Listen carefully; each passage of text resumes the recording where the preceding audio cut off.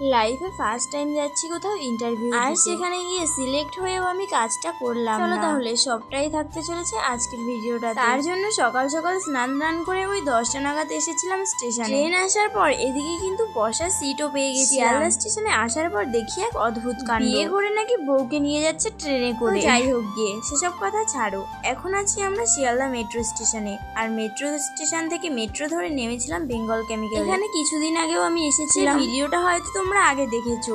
পিভিআরে এসেছিলাম ইন্ডাস্ট্রি ভিজিটে। তবে আজকে মনিস্কার মলেই এসেছিলাম, ডাব্লু বলে একটা ব্র্যান্ড আছে, ওখানে ইন্টারভিউ দিতে। আর এখানে দুদিন এসেছি, দুদিন কিন্তু তোমরা খেয়াল করে দেখবে আমি একই জামা পরে এসেছি, কারণ এখানে আসতে গেলে আমাদের ফর্মাল জামা পরেই আসতে হয়। তো যাই হোক গিয়ে জীবনের ফার্স্ট ইন্টারভিউ, মনের মধ্যে অনেকটা ভয় কাজ করছিল, তবে ওদিকে নার্ভাস হলেও আবার চলবে না, কি যে করি বুঝতেই পারছিলাম না। এখানে আমরা 5 জন, আমাদের ইন্টারভিউ হওয়ার কথা ছিল 12টা থেকে। আমরা সিভি জমা দিয়ে ওখানেই দাঁড়িয়েছিলাম প্রায় 2 ঘন্টা। তারপর এখন ওকে ফোন করে ডাকলো, আর ওর ইন্টারভিউ হয়ে যাওয়ার পরই হয়েছিল। ওখান থেকে ওরা আমাকে নেবে বলেই ঠিক করেছিল। আমার কাজটা কি হবে, কোথায় আমার কাজটা ফেলাবে ওরা, তারপর আমার কত ঘন্টা ডিউটি করতে হবে, ওরা আমাকে সবটাই বলে দিয়েছিল। পরের দিন দেখতে যেতে বলেছিল আমার যেখানে কাজ হবে সেই জায়গাটা। এলগিন রোডে তাজভা বলে একটা স্টোর আছে, সেখানে মেট্রো করে গেলে রবীন্দ্র সদনে নামলেই হয়। তবে আমার বাড়ি থেকে আমাকে একা একা অতটা দূর ছাড়লো না, তাই আর কি সুযোগটা আমাকে ছেড়ে দিতে হলো। অনেক কাজই আসবে যাবে, সেটা নিয়ে তো আর মন খারাপ করে থাকলে হবে না। যেহেতু এটা আমার লাইফের ফার্স্ট ইন্টারভিউ ছিল